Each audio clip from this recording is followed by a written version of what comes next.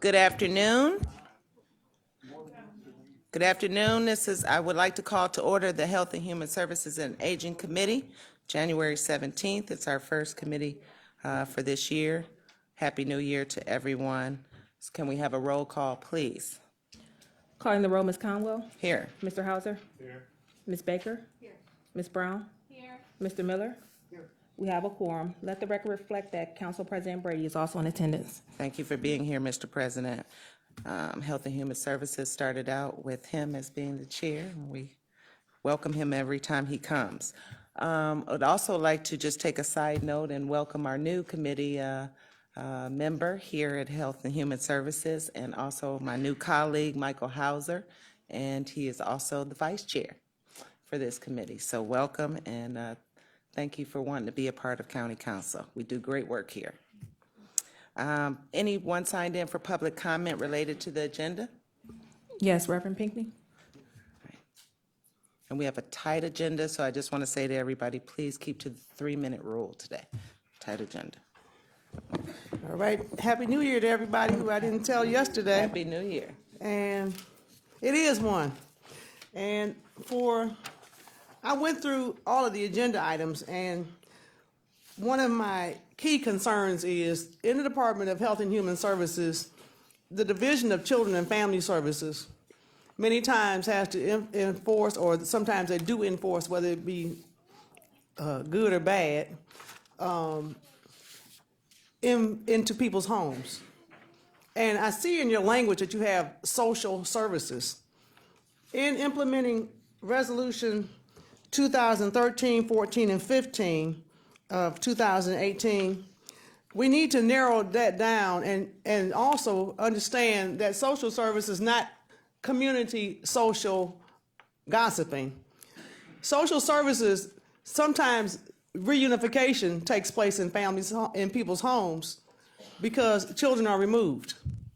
I see you also have the Fatherhood Initiative with Mr. Grimes here today, and you also have domestic violence and child advocacy, and you even have homelessness for single parents in your agenda today on your different various items. Well, all these things are impactful items in the Department of Health and Human Services, Children and Family Services, and they all impact not only the children's lives, but the family. As I've come to you time and time again, I've stated to you that it is time for us to implement something more than just a social gathering, but initiatives that really do build families. I'm concerned, in my book that I have published, Choose Life, that's in Cleveland Public Library, as well as on Amazon.com, I have expressed my experience through Health and Human Services, as well as the Department of Children and Family Services, and how it's impacted not only my life, but yours as well. When you pass these resolutions and the money that you're deciding to pass, keep in mind that social services, health and human services, is not a platform for destroying families, but building them. And I will be back for non-agenda items. Thank you very much. Thank you. Madam Clerk, is there anyone else? No one else has signed in. All right. Let's take a look at approval of the minutes from the December 6, 2017 meeting. I believe that will be 4 of us that could vote on that. Can I have a motion? So moved. Second. Okay, moved and seconded. All in favor say aye. Aye. We have several items before us today, and it is in the order that I wanted to go. So, Madam Clerk, if you could please read the first item into the record. Resolution number 2018-0014, declaring the necessity of submitting to the electors of Cuyahoga County the question of a renewal levy of 3.9 mil Health and Human Services levy for the purpose of supplementing general fund appropriations for health and human or social services for a period of 4 years. All right, and who's here to speak to that? Welcome, Mr. P. Good afternoon. You don't mind me calling you Mr. Not P? at all, not at all. I'm here presenting on the renewal of the 3.9 mil Health and Human Services levy. On the May 8th, 2018 primary ballot, Cuyahoga County Council will ask voters to approve the renewal of the 3.9 mil Health and Human Services levy. We have two Health and Human Services levy, a 4.8 mil and a 3.9 mil. The 3.9 mil levy is the smaller of the two and was last approved in May of 2016. This renewal will extend the levy for 4 years with collections starting in January of 2019. Okay. This levy funds critical programs and services for those in need. The critical services ensure children are safe, elderly are supported in their homes, healthcare is accessible, and families in poverty are linked to programs that provide services. Some of the programs and services include protective services for children and seniors, child welfare, early childhood, public assistance, child support, fatherhood services, healthcare services primarily through Metro, for example, life flight, trauma, critical care, burn unit, alcohol and other drugs, mental health services, services for the homeless, and reentry services. Levy funding is critical. Overall funding we receive from federal and state governments is insufficient to meet the needs of our most vulnerable citizens. Several of the federal grants we receive require local match. The general fund is not sufficient to cover the required local match or many of the federal and state mandates. The 3.9 mil levy currently generates approximately $104 million on an annual basis. This funding is included in the 2018-2019 biennial budget. The funds are primarily budgeted to the 8 divisions of Health and Human Services, Metro Health, the Adams Board, and Juvenile Court. The cost to an average homeowner will remain at approximately $136.50 per year, with the home valued at $100,000. Again, this is a renewal, not an increase. Once again, the 3.9 mil levy is the smaller of the two Health and Human Service levies. The levy currently generates approximately $104 million on an annual basis. To ensure these funds are used effectively, we'll continue to examine our operations, evaluate the methods we use to deliver services. We're here to work with council to place the renewal on the May 8th, 2018 primary ballot. Thank you. Thank you, Mr. Payne. At this time, and moving forward, I know we have some proposed substitutes, so I would like to call for a motion so we can work from the actual document, the two documents that are before us. So can I have a motion for the proposed substitute? Second. Okay, all in favor of working on the proposed substitute, say aye. Aye. Okay, so we have the proposed substitutes before us, which is R2 2018-0014, as well as R2 0018 0015. So, Madam Clerk, do I need to ask for a proposed substitute to be before us for the 15 as well, since we're just talking about, and you just read in 14, or do them separately?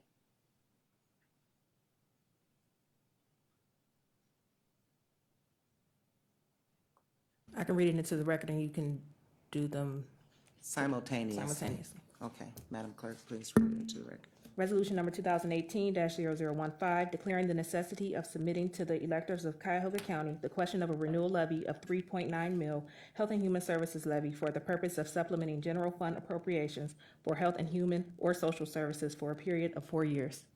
All right, and I bring that before the committee. A motion, please, for the proposed substitute for 0015. Second. Moved and seconded. All in favor say aye. Aye. Both proposed substitutes are before us. Both items have been read into the record. And I would like to turn it over to Councilman Miller. I believe he would like to explain the proposed substitutes. We're going to start with the council president. All right. That's fine, and I appreciate it. I'm not actually a member of the committee, so I can't forward the amendment myself. Just a small matter, the levy that we're looking at putting on the ballot for renewal was passed in 2013, not 2016. I'm sorry. That's all right. If there's two of them, and the other one was the larger one that we passed and renewed in 16. So I wanted to have our staff person, Trevor McAleer, come up and after the councilman makes his comments, I'd like to have Trevor weigh in a little bit. I've also want the members to know that I discussed this last week with the executive before he left town, this amendment. So thank you very much. Mhm.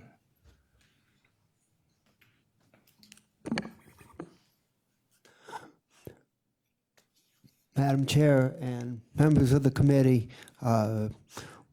we believe that there are good reasons for doing simply a 2-year renewal at this time, as it would put us on a regular 8-year cycle for each of the 2 levies. And Trevor is going to explain this in greater detail. Thank you.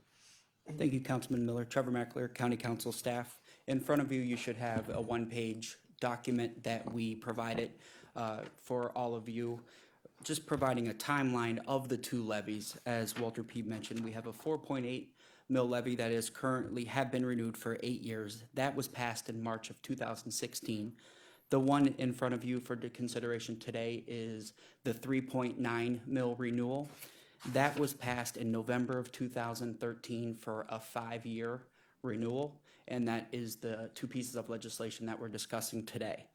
The proposed substitute that the committee just adopted takes it from a 4-year renewal to a 2-year renewal, and we believe there are a couple advantages to that. One of them that Councilman Miller already discussed, and that would put these levies on an 8-year cycle, so it would be spread out every 4 years. Each levy would be for an 8-year period in front of the voters every 4 years. The other advantage to that substitute would also be that, as the committee knows, we are currently going through a reappraisal process here at Cuyahoga County, required by state law, and we will not know the impact of that reappraisal till probably approximately November, December of this year. The fiscal officer is here if there's any direct questions about that, but we would have a better idea of what the values of the homes throughout Cuyahoga County would be, and kind of a determination could be made in 2019 of what we would want to do with the levy in 2020. So the two advantages of bringing this down to a 2-year cycle, again, just to reiterate, would be it's an 8-year renewal. The voters would see a levy on the ballot every 4 years. In the past, they're used to seeing it every 2 years. And then we would also know the impact of the reappraisal process that we're currently conducting. We finish at the end of the year. Mr. McAleer, wouldn't it also be a savings for the cost that we put for the Board of Elections? Correct. And depending on when we go on the ballot, it depends on how much it would cost us, but there's a savings there. There's a savings, of course, on the fundraising side. It's a countywide election. It's a pretty significant cost. A lot of work goes into it, a lot of investment by the parties, a lot of donations that it takes to get a successful levy campaign going. So there's also savings there, Madam Chair. Councilman Miller, you had something? Just one other comment I want to bring to everybody's attention, that I think there is an error in the printed agenda, in that resolution 0015 reads exactly the same as 0014, and it's instead should read a resolution determining to proceed with submitting ...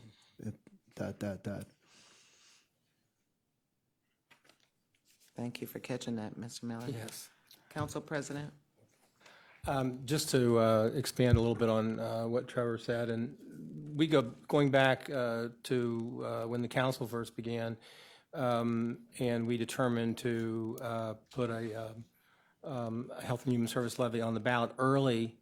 It was due to come up in 14. We put it on the ballot in 13, the fall of 13 instead, with an increase because we had determined that we were not going to be sustainable throughout the period that we needed to be.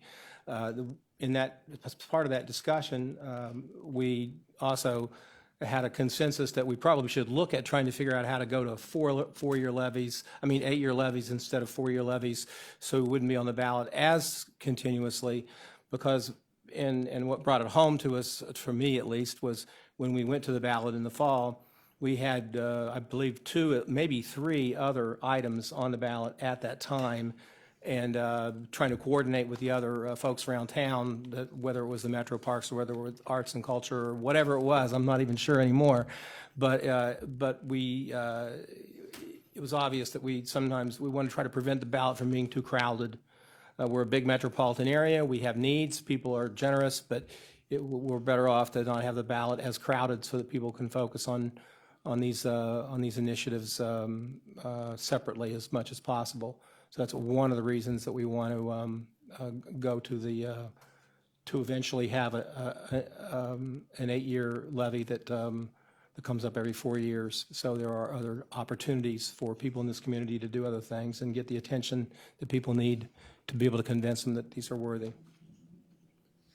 Madam Chair, if I may add to what the council president just mentioned, in 2013, we had the Port Authority, we had the Metro Parks, and we also had the Cleveland Library levy on the ballot. So there were 4 levies on the ballot at the same time. Some of them were replacement increases, some of them were renewals, but there were 4 levies, pretty much countywide. And since you brought that up, Trevor, in looking at, I'm just wondering, did staff take a look at that in moving forward? Will we bump heads with any of those other levies that may be put on the ballot? Right now, the way it's scheduled with the proposed substitute, we will not, if everyone goes, each entity goes at the time that they went in previous years, we will not be on the ballot at the same time. Now, that something could change if the port or someone would ask for a replacement or an increase or a different type of levy than what they currently have. But by doing this proposed substitute and going to a 2-year levy, we actually would get off that cycle moving forward with 8 years based off the current history. All right, that helps the Board of Elections as well. All right, any other questions in terms of this? Councilwoman Miller?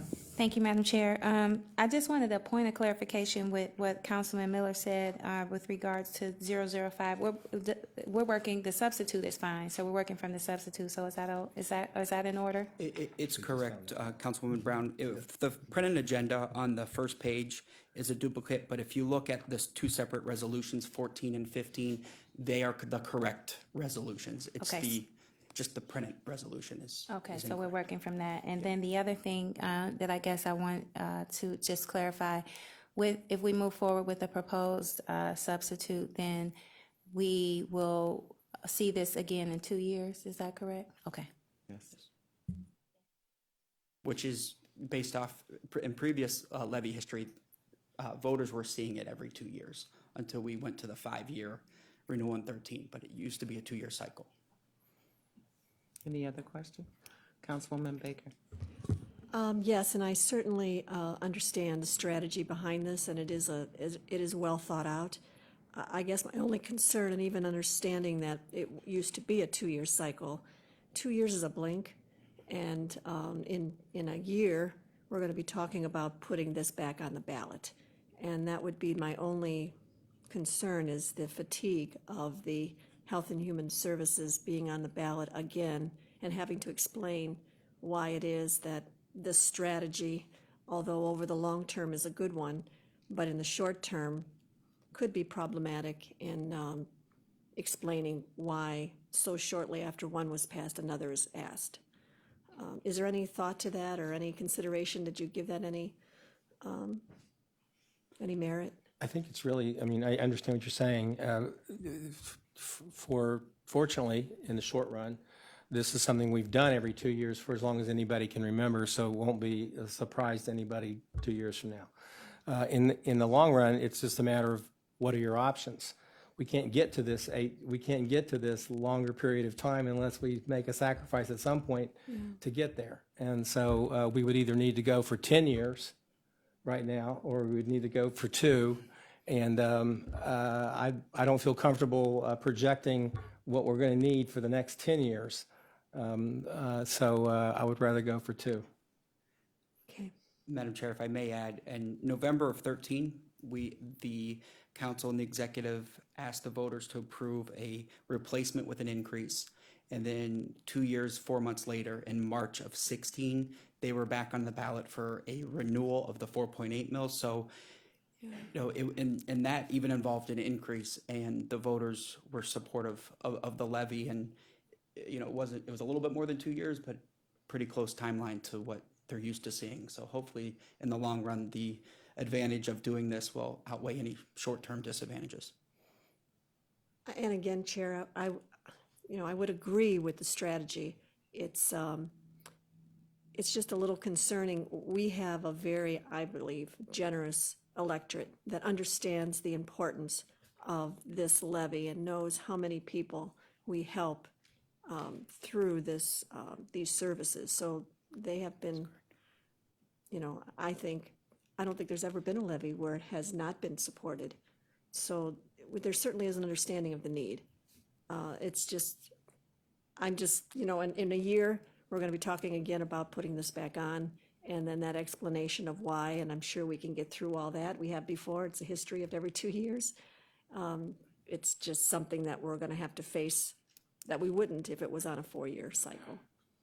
And I would just like to say that it shows that we're being very prudent to the electors by the reappraisal process, taking that in consideration, because we know with the MCO sales tax, we are in dangerous waters going forward. So why would we ask electors for an increase now and we're taking all this reappraisal process and all that in consideration? So I think we're kind of in the corner a little bit about doing this way.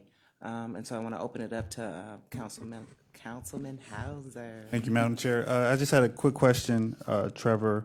I see you mentioned homelessness and reentry. Can we get a breakdown of how much money actually goes where, just so, and you don't have to do it if you don't have it in front of you now, but maybe email us just so we're aware of, and we can put some of this stuff in content. Yes, yeah, we could definitely provide you that information. So let me be clear, Councilman, you're asking you want a breakdown of the dollars and where they go in the HHS levy, and that's pretty much a lot what we did in the budget. So we have that information for you. And I know the administration was finalizing every levy. We do a 1-page summary of the levy, so it's kind of an internal document just so people understand what's in front of the voters, and that's going to be finalized very soon, and that's a good summary of where the money goes, so we'll get you that.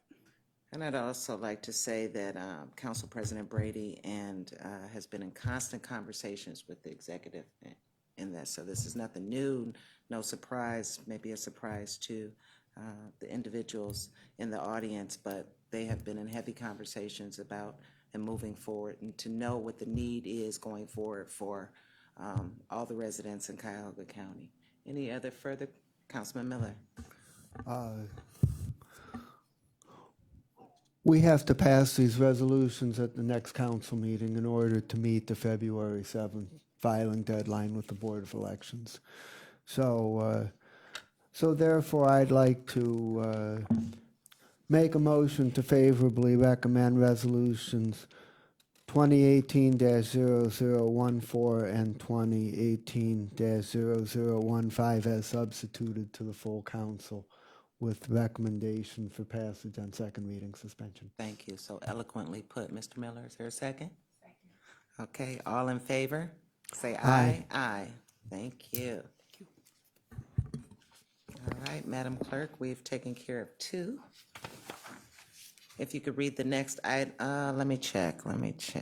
Yes, if you can read the next item into the record.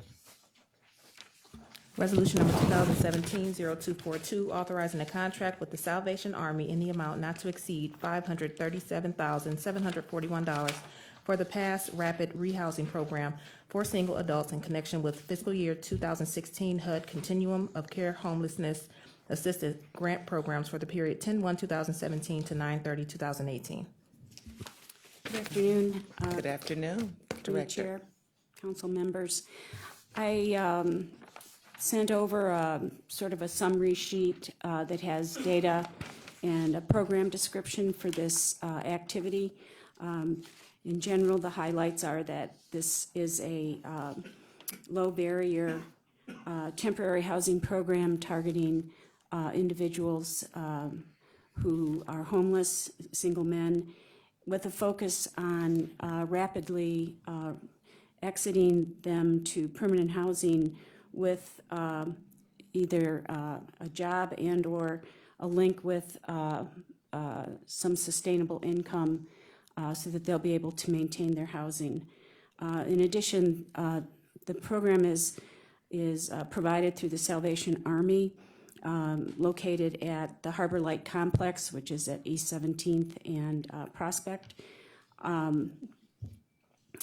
And the Salvation Army provides high-level services around recovery support, as well as job links.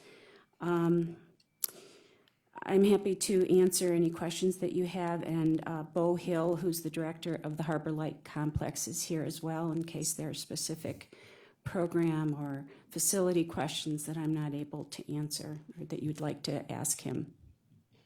I have several questions, but I'll open it up to the committees first. Okay, hearing none. Ruth, just wanted to ask Director Gillette, why is the contract only for 10/1/2017 to 9/30? I think I know the answer, but if you can expound on that. To the chair, so this is funded through the Department of Housing and Urban Development annual Continuum of Care competition process. So this particular contract was funded through the 2016 NOFA, Notice of Fund Availability process, and that is the grant award period. And so that's why the contract reflects that period. Okay, and why did it take 2 months to get to council? Is it internal or due to the HUD? It is, to the chair, it's largely due to the HUD grant agreement processing. We are able to, we are able to appropriate funds, but, it's important to also sign the grant agreement before we are contracting and expending the funds. Gotcha. Is the total amount fully funded by the grant? Yes, Council Committee Chair, yeah. And how many, I know you stated in percentage-wise, looking at the sheet, but how, in the future, if you don't have the numbers now, how many men actually exited and gained housing from last year? To the chair, so of the 217 that were served in the 11-month period, 144 actually exited. So, yes, And I'm assuming that when those 144 exit, they exit at different periods of the time. So then new individuals come in that Correct. come in that role. Okay. I don't have any further questions for this contract. I do know this will be second reading suspension. Several of these items that are on the agenda before us today were from last year. We had the bad weather with some cancellations, so I know there's some urgency in several of these contracts. Any further questions, Councilwoman Baker? Yes, and thank you for presenting today. The outline, the Salvation Army profile, the client profile, I'm just, in those that we serve, the, let's see, the 94% that report a disability, and 52% of them are over age 35. Do you have a better breakdown of, what are the majority of the ages? Are they more in the senior, 52 and over, 55 and over, 65 and over? Or why did you pick 35 as an age to start with the percentage of clients? To the chair, to Councilwoman Baker. So the remaining 48% was split evenly, pretty evenly, 20 and 20 something between the age group of 25 to 35 and then, 36 to 54. So there were only 2 clients served during this period that were between 18 and 24. I chose to present that data that way to reflect that, in general, the single adult population tends to be middle and older men. I guess the reason for my question is that a 36-year-old ability for employment long-term is different than a 50, 52, 54-year-old, if that's where you stopped the age. And that may be an important number to know. Where are the employable ages within those that we are helping that would determine perhaps your outcome of those that exit?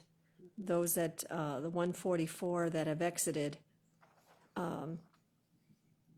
are they those that are within the range of employment? That would be a higher level of expectation that would exit versus those that are even 45 to 50, that is more difficult to find employment given the skills that are needed. Did you look at that at all? Does that matter in your scope of understanding the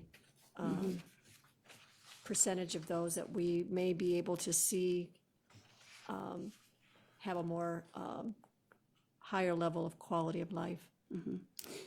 To the chair, to Councilman Baker.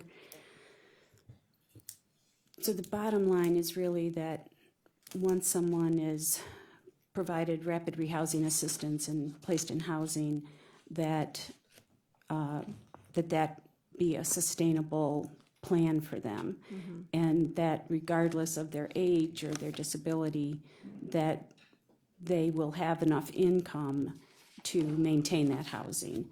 And so I think every individual is looked at as an individual, as opposed to saying, well, you know, Joe is 60, so he's probably, I don't know. I mean, at the end of the day, we have to solve that particular problem. It may take longer, it may be more challenging, but so no, I guess I could certainly give you more data about the ages, but in the past, we have not broken out exit data by age. We could look at that, but it would have to be by age, by income.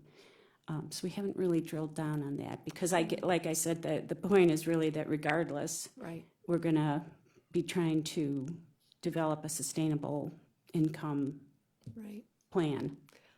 I get, my only point is that someone between 36 and 46 could have the opportunities for them to be able to engage in workforce training, maybe get a GED, all those type of things that they have years ahead of them that would give them more opportunity to perhaps then feed back to those that, you know, at 50, 55, 60, 65 are on the back end of their working years. And it would just be interesting to know that between 36 and 46, how many of those individuals have we been able to give or at least suggest and encourage those tools that would be, you know, more realistic in their expectations of having a higher quality of life? To the chair, would it be appropriate to ask Bo Hill to speak to that? There may be some strategies there that are in place. Mr. Hill, please state your name and the Not agency. aware of.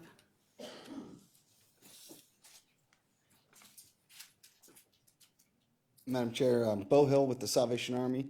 And Councilwoman, I think that the best way to answer that, I was racking my brain as you were answering, is that we really try to implement an individualized housing first case management approach.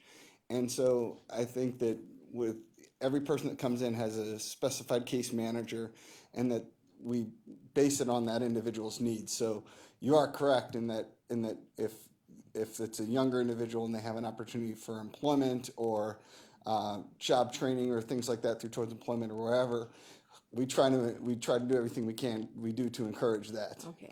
And so, but there are some of the gentlemen that are there that are older. They actually do a good job, and actually, one of the things that I'm very proud of is the fact that I have about 140 or so employees that that work with me, and a lot of our employees are actually people that have graduated this program. And so some of the people have been employees with the Salvation Army, full-time employment with benefits for 12, 13, 14 years. And so we try to exemplify that, what we try to ask others to emulate as well. So. Well, I have visited the Salvation Army in a couple of your locations. You do an excellent job. There is no question. Thank you. And I'm happy to support this for you. I just was curious to know, given the ages of over 35, and that there is such a difference between a 35-year-old and a 55-year-old as far as opportunity and years of being able to be self-sustaining, what perhaps you did in focusing on those needs that may be different than someone who is on the back end of their career. Understood. Madam Chair and Councilwoman, we definitely try to take that individualized approach, because every single person is different, and you know, if you try to do the cookie cutter thing, you know, we've come to find out that it doesn't work so well. Okay. Thank you. I appreciate that. Thank you. Just wondering, Councilman Miller, go ahead.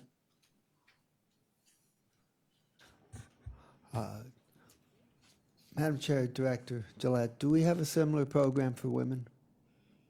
To the chair, Councilman Miller, what we have for women includes services at North Point, which is also a temporary housing program that focuses on rapid exit and employment, and it serves both single men and single women. And what's the capacity at North Point? North Point has a capacity for between 175 and 180 individuals. It is a former motel, and so it is set up, 2 persons to a room. Okay. And of the 56% of leavers exiting with cash income, what percentage of those are employment as opposed to SS or SSD? To the chair, to Councilman Miller, it's a pretty high percentage is the employment.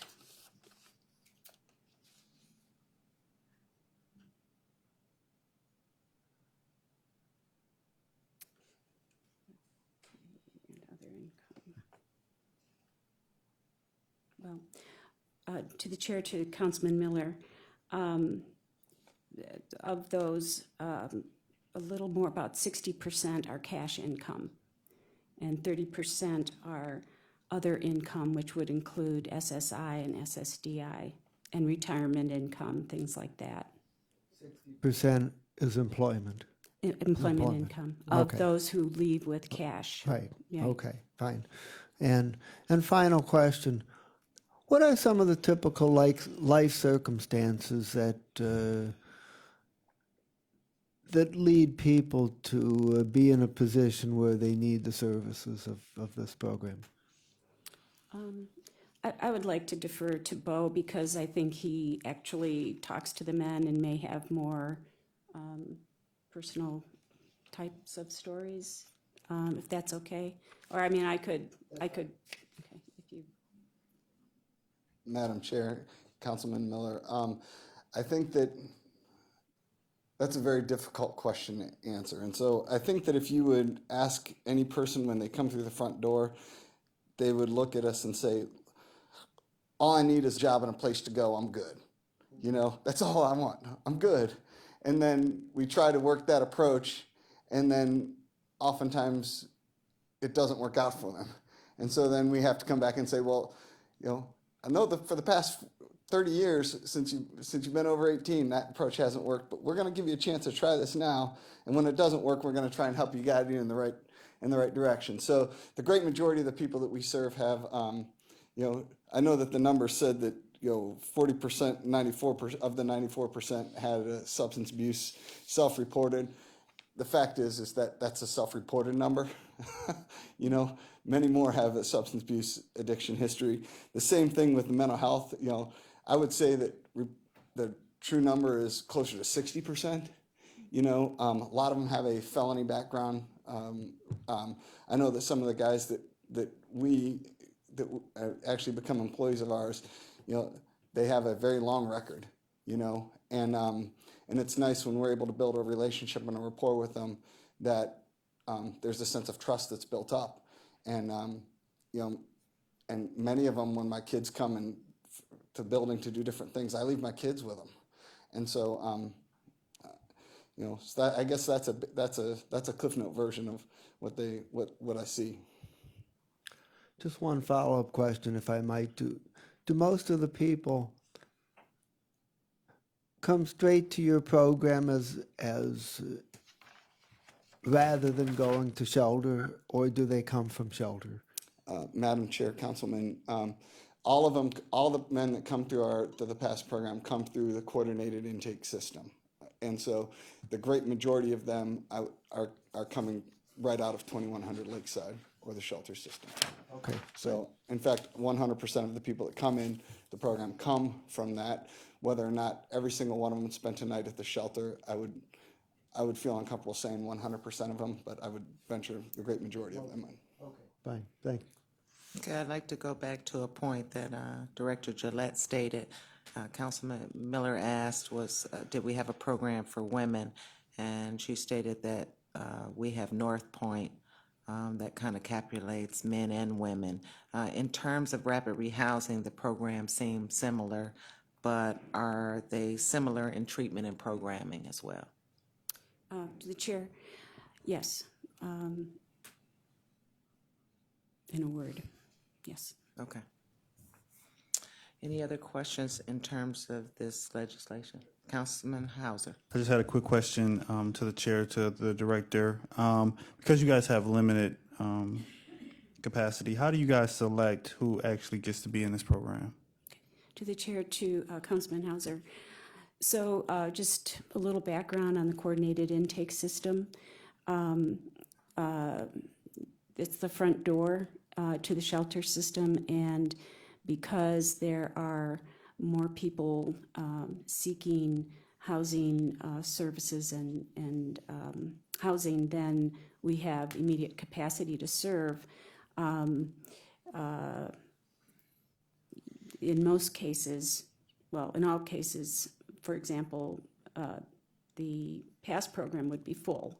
So if someone presents at coordinated intake and appears to be someone who would really benefit from being in that program, they may have to, well, they would be referred to 2100 Lakeside if they were a man,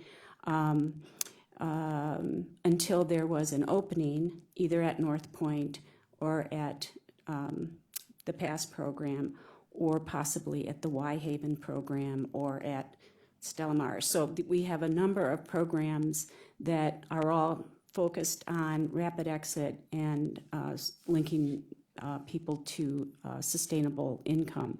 So coordinated entry tracks vacancies as they become available in the various programs, and through because all the programs are aligned, they are all low barrier. So in other words, if someone presents and does have a disability, the PASS program will accept them even though they do have a disability.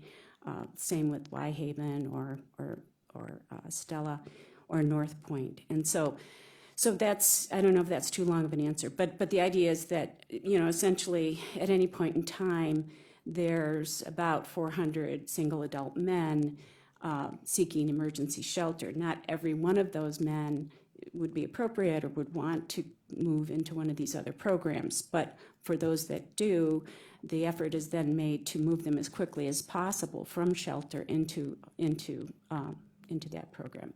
We also are able to offer individuals a rapid rehousing right from 2100. So whereas in the past, we didn't have that option for single adults, we now do. And so we're hoping that will further help increase the mobility of people leaving the system and opening up spaces so that those coming in will be able to go into PASS more quickly. Yeah, I'd like us, Ruth, to maybe take a closer look at how many of these men have reentry barriers? And, you know, because that plays a role on future housing. Any other questions in terms of this legislation? Madam Clerk, I'd like to add my name to it, and I'd like to make a motion to move this to the full body, second reading suspension. Is there a second? All in favor say aye. Aye. Thank you. Thank you very much. Thanks for moving it to Thank you, second Mr. Hill. reading. All right, Madam Clerk, if you can read the next item into, let's skip over that one. Let's skip over the 0243. Let's move to 0244, please. Resolution number 2017-0244, making awards on requisition number 40361 to various providers for various programs and services for the Cuyahoga County Fatherhood Initiative for the period 1/1/2018 to 12/31/2018. All right. Good afternoon, Madam Chair and council members. Good afternoon, Mr. Grimes. Contracts before you today represent the programs to be funded by the Cuyahoga County Fatherhood Initiative from January 1st through December 31st, 2018. They were recommended as a result of the Fatherhood RFP 40361 that was issued to the community in July of this year. 16 proposals were received and 11 are recommended for funding. There are a variety of programs designed to assist fathers with meeting both the financial and emotional needs of their children. They range from job training and placement to boot camp for new dads at 9 hospitals, to ensuring that fathers stay involved in the academic lives of their children in K-8 schools, to a prevention of premature fatherhood program for teens to deter them from being fathers until they are financially and emotionally ready. These contracts will allow us to continue to serve the families and fathers of Cuyahoga County in a much-needed and critical capacity. Our mission is to significantly increase the number of fathers who are involved in nurturing and raising their children. Research has shown that when fathers are involved, children are less likely to drop out of school, become incarcerated, use drugs, commit crimes, and become teen parents, along with other issues. When fathers are involved, or when both parents are involved, children live a more healthy and productive life. We ask your recommendation to pass these. All right, Director Grimes. So we have the master contract. Are the individual proposals bid out some kind of way? How does that process Now, work? what happens is we put out an RFP, and different entities submit proposals. 16 entities submitted proposals, and then we score those proposals. And 11 out of the 16 scored at a high enough level that we wanted to prepare those proposals based upon the review team. And so that's how you find out the 11 different programs that you have in front of you today. And we administer those contracts and those funds, correct? Yes, I do. Okay. And who scores these proposals? We had a variety of people on the review team this year. We had 2 individuals or doctors from Cleveland State. We had a representative from Family and Children First Council. We had a representative from the Office of Job and Family Services. So we had 12 different representatives that came and volunteered to score the proposals for us this year. Great, thank you. No asking. All right. Can you send us a list of who those? Yes, as a matter of fact, I have a copy of it with me now. I can leave you a copy of those. Okay. Has there been any changes in the amounts awarded to the different agencies? And if so, which ones? No, the amounts that you see now are similar to the amounts that were proposed last year because of the fact that our funding stayed stable, stayed consistent. Okay. So in the scoring process or the RFP process, some of these agencies could ask for a little more. They could ask for a little more, but what we did is obviously proposals come in, people ask, or we had a budget of $832,000. When you combine the ask for the proposals that come in, it comes in about $2 million. But we have to make sure that we can fit that within the budget that we have. So were there any requests for any additional funding? Yes, a lot of individuals requested money for additional funding. However, we had to go back and say, look, within the scope of the budget, what can you do with this amount of funding? So although, say, an organization might have asked, they've been previously funded for 100,000, they wanted, 175,000, well, we just could not afford to fund everyone at the requested amount. So we had to work within the budget that we had. Okay, can you send us a list of who requested more and Yeah, why? I have a copy of the difference between the requested amounts and the funded amounts. Okay. And how do you evaluate success for this program? Each of the individual programs have their each evaluative component. Number one, majority of the programs are combined to pay on a reimbursement plus a performance basis. So you have to meet your performance goals in order to be fully funded at the end of the year. The second thing, each individual program has their evaluation tools that they use. Some of them are pre and post testing. Some of them are based upon the number of individuals that get placed in jobs. It depends on the different programs, but each program has an individual evaluation component to it. And you mentioned that there were 16 proposals, but Yes. I see 11 before us. Yes. So could you also, is I that have a also list. included on that list? Who did Yes, not the make listing it? of the listing of the proposals has the individual organizations that requested funding, what their scores were, and the ones that got funded and the ones that did not get funded. Okay. Any questions? I'm gonna go to my left for a change. Councilwoman Brown. Thank you, Madam Chair. What is the total? I don't, Total $832,000. 832,000. Correct.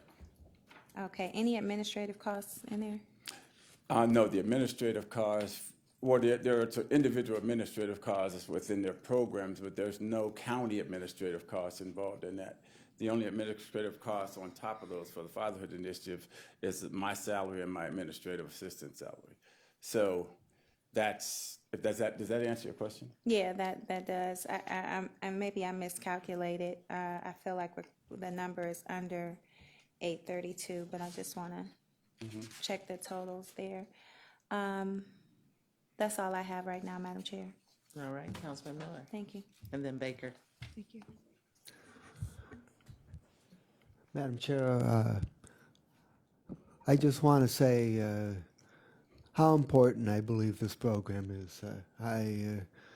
I still don't think the importance of having both parents involved in the lives of their children is fully recognized, and successful programs to create families where both parents are actively involved will do a whole lot to help children get ready for school, to help head off a lot of problems later. And I think it's a very valuable program, and I think it's important that we keep doing good research and evaluation to find out what the best practices are to get positive results in this area. But it's an area that needs to be an active area of focus on an ongoing basis. And so I'd like my name added to the legislation, and I strongly support it. Thank you. Thank you, Councilman. All right, any other? Councilwoman Baker. Thank you, Chair. Good. I agree with Councilman Miller that this is a, I think one of the more important programs that we have. I guess I would ask to follow up with the evaluation piece. I know you have an evaluation piece, you have them on but how do you determine what you want to see as results? How do you determine, you're not going to ever have 100%, this family is completely intact and whatever it is that we would love to see in a perfect world. But how do you, with the evaluation responses that you get, determine what is successful, what isn't, what needs to be changed, and all that? Let me give you an example of one that you may not think about. We have a boot camp for new dads program that we have, and generally people think about, well, does God know how to change a diaper, deal with postpartum depression? Well, what we found out in the last couple of years was with trying to reduce infant mortality, one of the things that we do in our program is we make sure that fathers know how to handle a child safely, know how for their children to sleep on their back, not sleep with a lot of things in their crib, not sleep in bed with them. So we make sure that when we finish the program, we're asking those questions in terms of reducing infant mortality. Now are you better equipped to deal with infant mortality than you are? Do you know all of those things? And when they say yes, we know that we've been able to give some information to reduce a possible disastrous situation. So that's one example. The other examples would be job training and readiness programs, where we have individuals come in. We're doing improving interviewing skills, or recruiting their resume writing. So in addition to trying to place those individuals at the end of the 30-day program, we're then, testing them as to how good their skills have increased. So depending on the different programs, there's some individual evaluations for each program. And they have to identify to us when they submit a proposal through one of our RFPs as to how you are going to evaluate the programs. I understand that, and those are That's just a couple of examples. right. But when, in your opening statement, you were talking about really some of the very bigger pictures, being too young to be a father, waiting till you're fiscally responsible. Correct. The importance of making sure that you're a good role model. All those those are more maybe subjective types of understandings. How do you gauge that, of whether or not you're making an impact on the real social issues that exist out there, that you are coming in contact with on a daily basis when you're working with those that you're trying to create? Well, a lot of times there's like I said, depends upon the programs. Some of the programs, let's just say another program is our Dad's Count program at the Children's Museum of Cleveland. So we have dads go there, get involved in the program, and get involved in an activity, and then are taking that activity back home and getting involved with their child.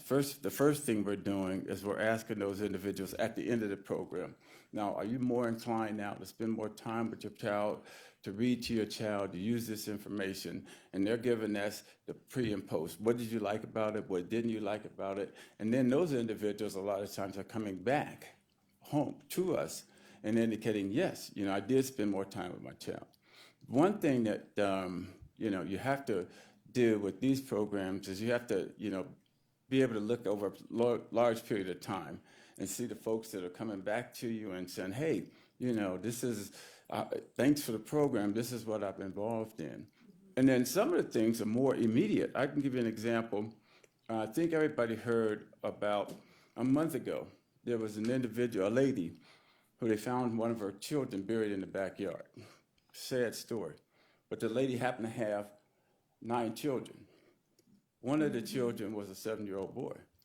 So the individuals went to the county for services. They took the children from the woman. Well, then our county services called us and said, Al, we got a father that wants custody of that child. We don't want him to go into the system, but we think that he needs some fatherhood programming because he's new to being a custodial parent himself.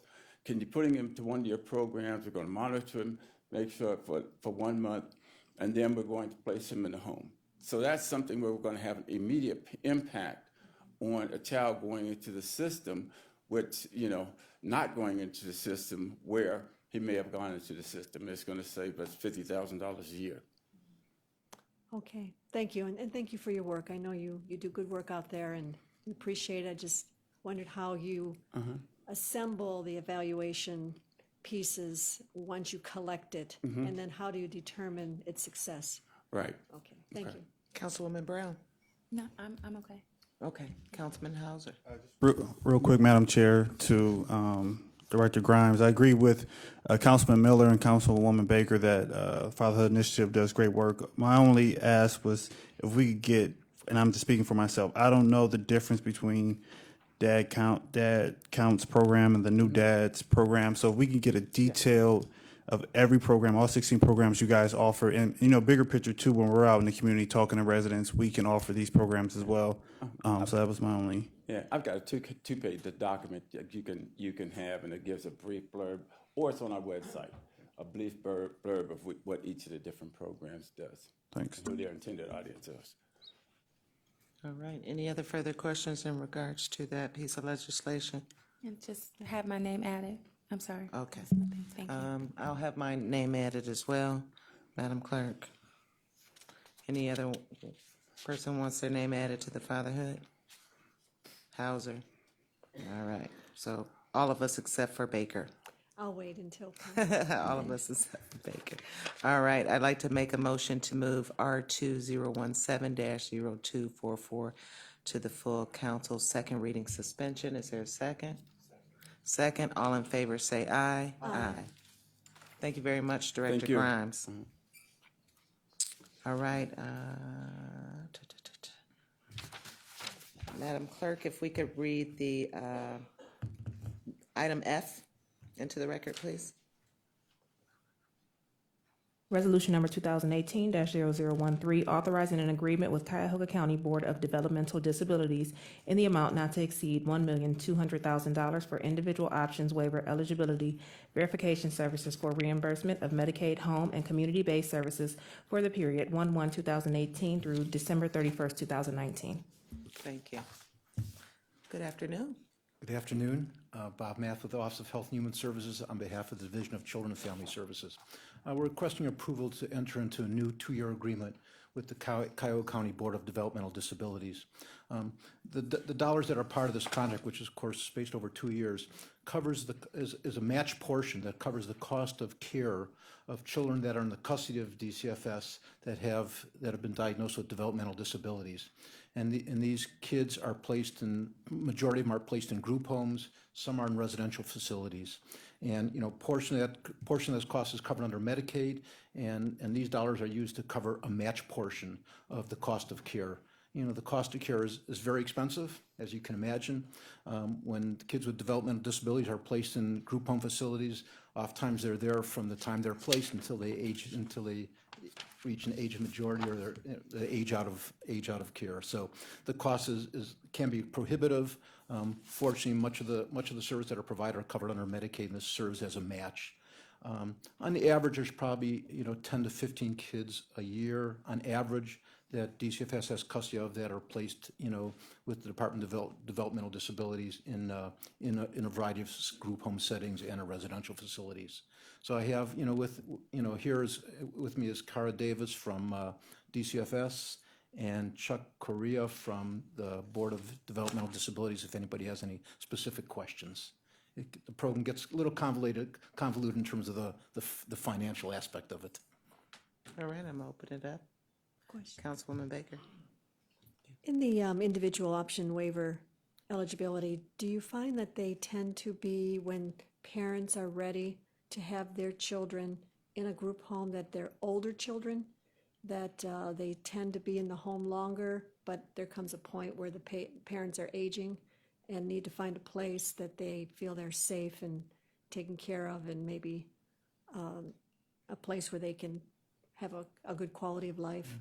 If I can, maybe I could defer to Cara or Chuck. Maybe they might have a better handle on the actual individuals that are placed in the facilities. I had a constituent ask about this a little while back and was not ready to have their child who was reaching adulthood leave their place of residency, but knew in time that they would be aging to a point where they would have no choice.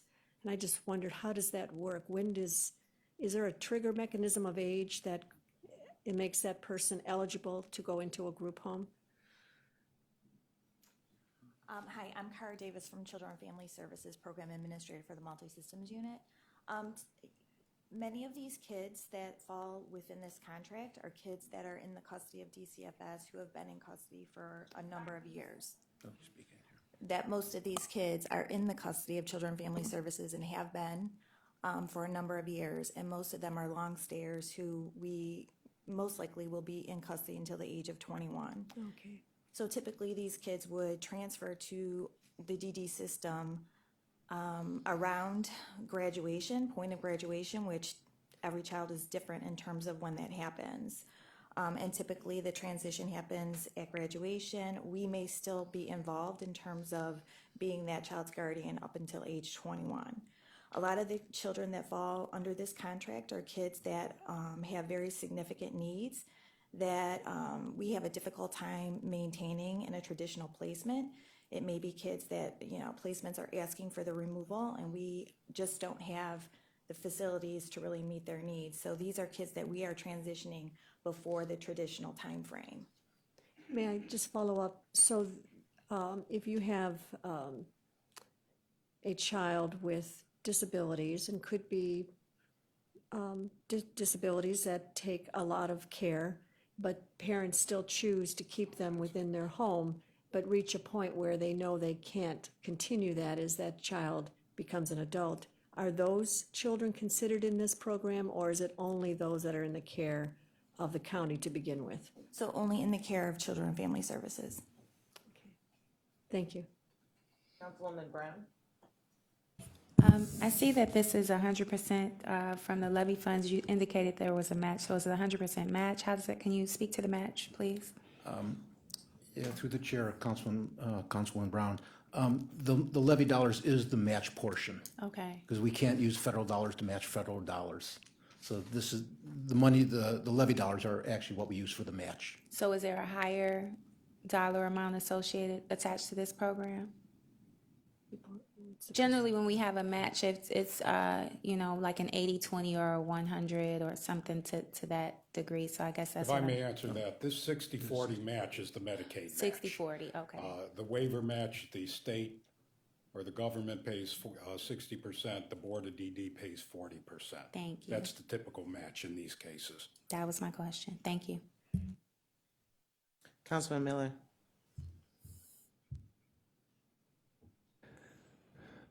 Does the Department of Developmental Disabilities pay for any of the cost? There's other associated costs. Basically, what this is, but for these individuals or these children being in DCFS custody, the Board of DD would not be asking for a Medicaid waiver because they do not meet emergency criteria simply, and we have waiting lists for IO waivers of over 1,000 people. So because of these individuals being in DCFS custody, we will request a waiver from the state of Ohio to cover it. So consequently, when we pay the match for these individuals, DCFS picks up our match portion of the 40%. Room and board is not covered by the waiver. Typically, DCFS would have to cover that. However, under this agreement and what we normally do in the course of business is our case managers, support administrators will assist DCFS getting the youngster SSI, Social Security, which a portion of that will go to the room and board and pay for room and board. The Board of DD also has costs when we're developing the facility. There's that we is not covered under this contract. There's a cost to acquiring the facility, renovating this facility, and then a private provider picked by DCFS will actually provide the services. So there is some cost there. The legislation refers to eligibility verification services. Who does the eligibility verification, and how is the cost of doing so paid for? DD services, the Board of DD determines eligibility by a statewide tool. And we have people, I think we have 3 or 4 people that are do eligibility. Okay. Thank you. All right, any other questions? I'm just concerned about, so the contract itself, I read that it was in terms of DCFS custody that we have. But I also know that there's changes downstate that are about to close the centers. So this, I'm just wondering, how would this contract help in future employment since the day centers are going to be eliminated? Because it's stated in our paperwork that it's for housing and other services that our I money think you're is for. referring to is our adult training centers. And just, this contract covers individuals until they graduate from high school.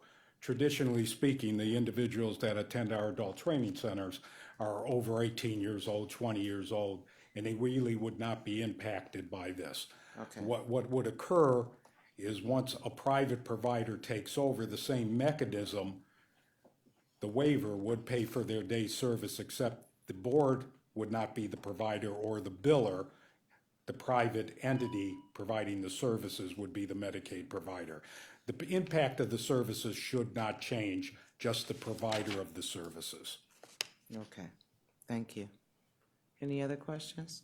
Hearing none, is there a motion to move this to second reading suspension? Moved and seconded, all in favor say aye. Aye. This is moved to second reading suspension. Thank you. Thank you. You're welcome. Just give me a moment, please.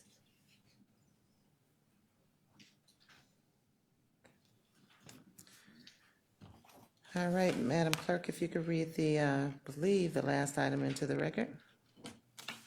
Resolution number 2017-0243, authorizing an amendment to contract number CE 16000077-01 with Youth Opportunities Unlimited for temporary assistance to needy families summer youth employment program for the period 5/1/2016 to 12/31/2017, to extend the time period to 12/31/2018, to change the scope of services effective 1/1/2018, and for additional funds in the amount not to exceed $8,673,699.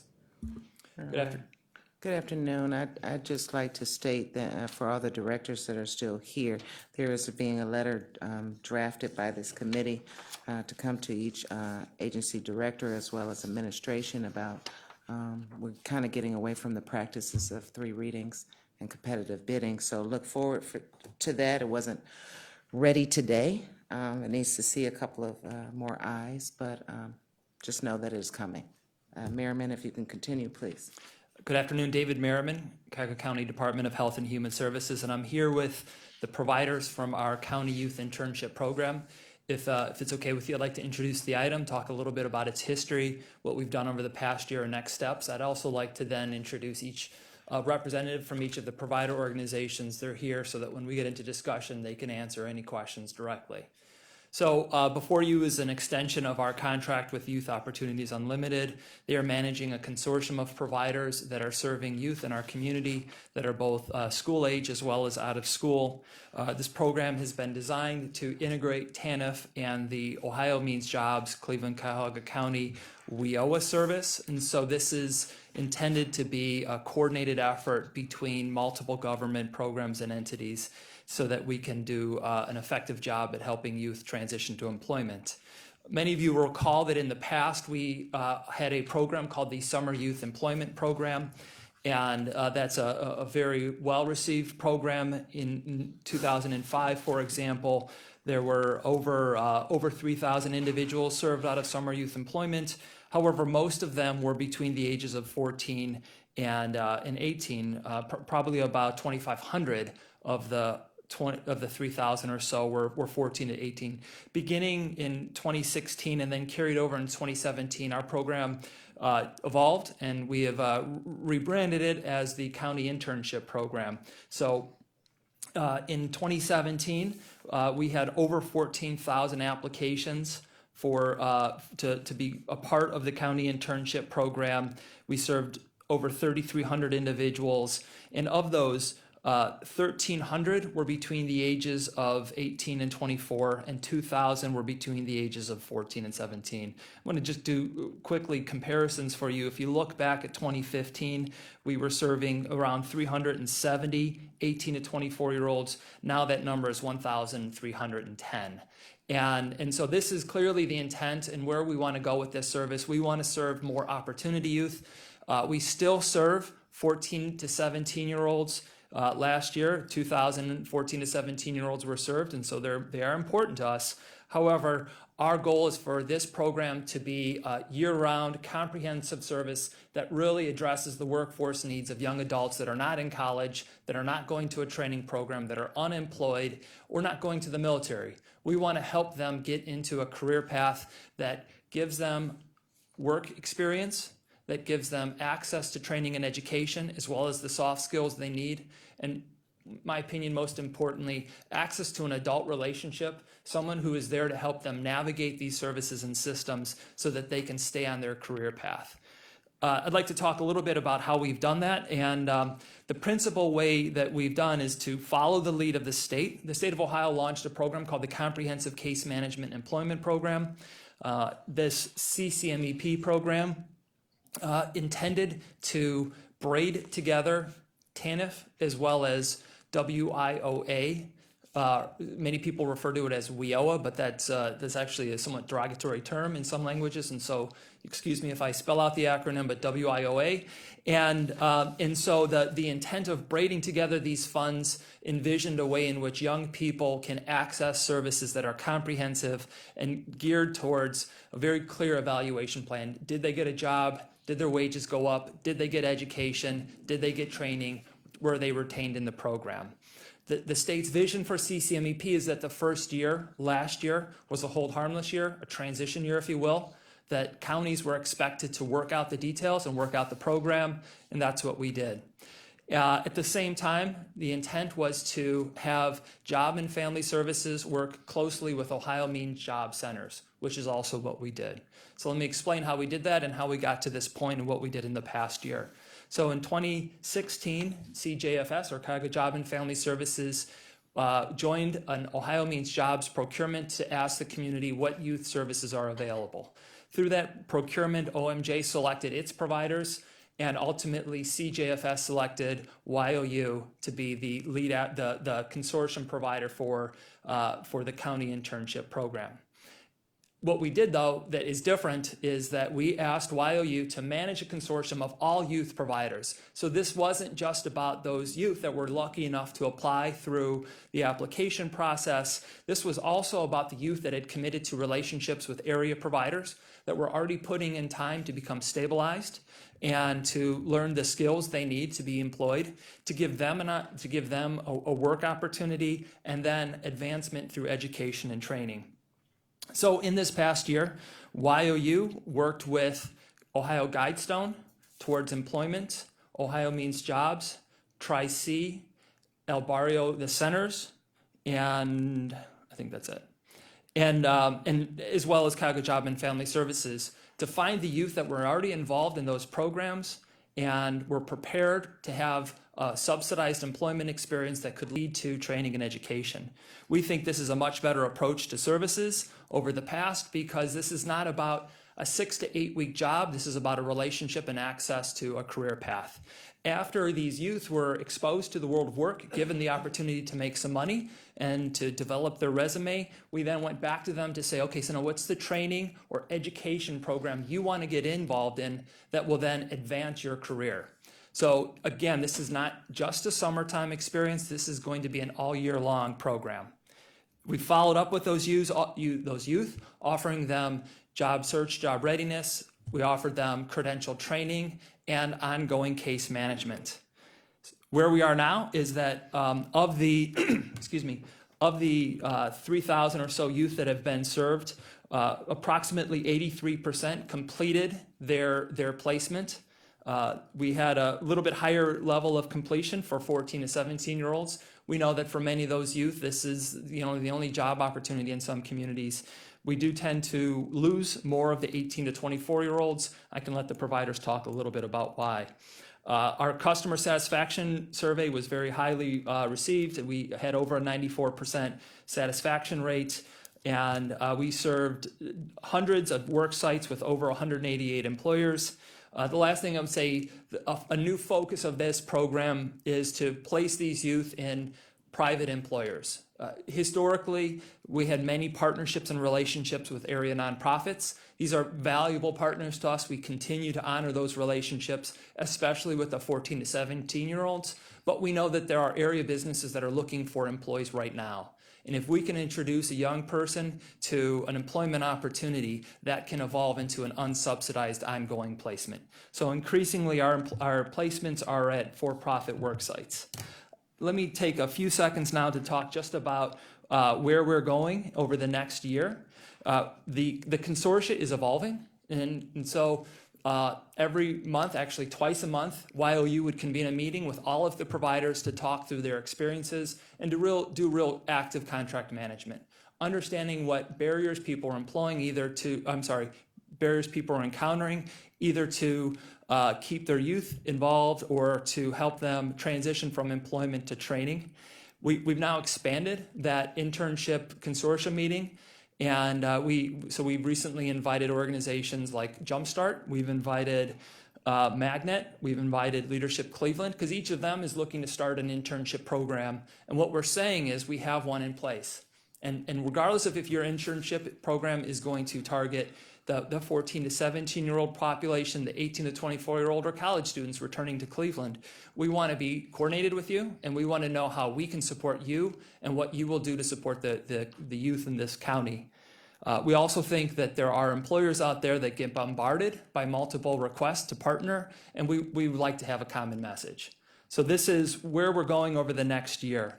Another part of the component is the consortium has begun to share leads in terms of jobs and career fairs. Currently, the county is running on the JFS website a calendar where every month all of the providers report out their job fairs so that other providers can access them. And we've had some really great success in that. Over the past couple months, there were job fairs that were hosted by the different entities. An example, as I pull this up, an example would be Ohio Guidestone recently had a job fair, and El Barrio recently had a job fair with CVS, and of the 20 or so participants, 14 were from El Barrio and 6 were from Guidestone. So this is not so much about that provider's clients, it's about the youth in the community and making sure everyone has access to job leads. Another great example, we did Cleveland Clinic did a career fair at Tri-C, and they were able to promote their event through our network. So everybody in the network got to learn about this Cleveland Clinic career fair, and they had over 1,000 participants. And so this is how we want to judge success. It's not about whether or not a person has a temporary increase in employment. It's not about whether or not we are effective in a short term. It's whether or not we're helping people get on a longer term path to success. And so I'm gonna finish with a last area that's important to us is special populations.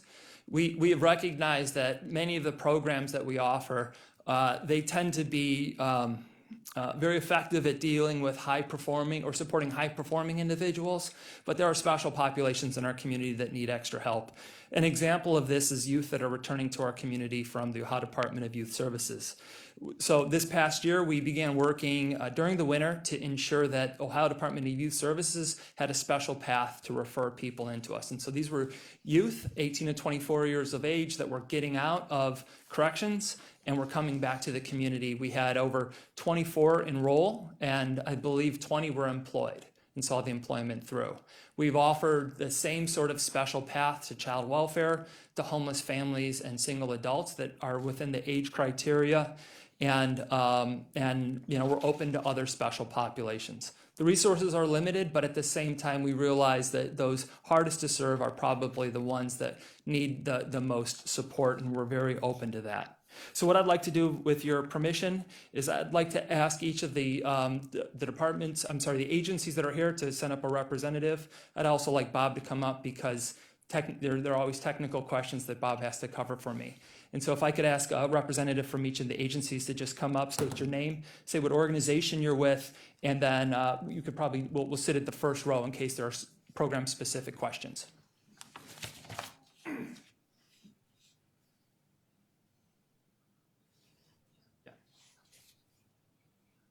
Good Good afternoon. Kirsten Watkins from Ohio Guidestone. Hi, I'm Mary Kay Bitterman with Cuyahoga Community College. Good afternoon, Lisa Bayless, Cuyahoga Community College.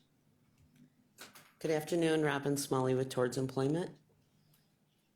Hello, Melissa Rossanello with El Barrio and the Centers for Families and Children. Good afternoon, Craig Dorn from Youth Opportunities Unlimited. So the only two providers that aren't here, and I own this, is Ohio Means Jobs and Cuyahoga Job and Family Services. Unfortunately, I neglected to let them know about the schedule change. So otherwise, Eugene Walton and someone from OMJCC would be here. So this is the consortium and the services that we're providing, and we'd be happy to answer any questions you have. Yes, Mr. Merriman.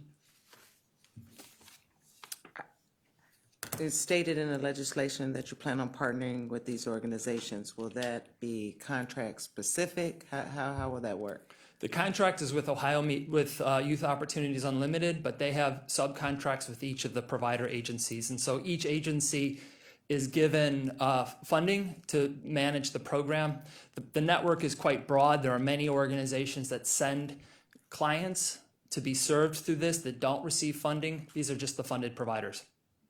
So YOU will subcontract with all these organizations? That's correct. Okay, and why wouldn't we do that as a county? Why would we? We are managing this as a consortium. This is a new strategy for us, at least in the most recent period. Instead of having 6 or 7 relationships to manage, we manage one relationship. We also then allow for funding to flow between entities. So if there's an overall pool of funds and one provider is actually having more success than another provider, or if a provider has an increase in costs, there's the ability to move dollars between specific programs. And so since we're doing that, what will be the county's oversight on this? So we're just going to have oversight on YOU and not really focus on. So I would invite Bob Math to speak on the issue as well in terms of our ongoing contract management. The oversight is principally with YOU. They are responsible for the contract. As I said, historically, we were meeting bi-weekly with with all of the providers. We now meet monthly. We go over the program, the experiences, the contract, what problems they're having. And, again, this is an effort to do, an active contract management where we are assessing how progress is occurring in real time. Let me ask Bob to speak a little bit about his contract administration process. But if YOU does not perform properly, they can easily blame one of the other organizations that they didn't get what they needed. So it's kind of like a difficult situation to the smaller agencies to really be in. Well, it's a different relationship than we've had. These are all very well-established organizations. Each of them has real significant agency structures to manage programs as well. Probably consistent, or in some cases even greater than YOU. I recognize we've asked a lot of YOU and they've been very responsive. But part of what we're trying not to do is we're trying not to really feed the agency competition that naturally occurs, but to support agencies to work together. That still happens, and there's still a place for competition. That's something that we know is a requirement and an expectation.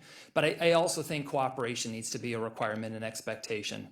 And I think what we've seen over this past year really underscores the importance of that, because providers are now sharing their leads, and these are valuable to them. They would recognize that if an agency, if a business like CVS approaches, El Barrio, the centers, and says, we're ready to hire your people, there's another county contract that probably pays for those placements. By sharing those placement opportunities, they potentially put themselves in an opportunity not to meet another contract. Now, it hasn't worked out that way, and people have all found that if we share and we work together, everybody can get served. But I would recognize YOU has actually done an outstanding job at bending and opening up this process. I think I would speak for the consortium on this. We've tried to set aside some of the past practices to say what's in the best interest of our clients. And cooperation and support across agencies is clearly in their best interest.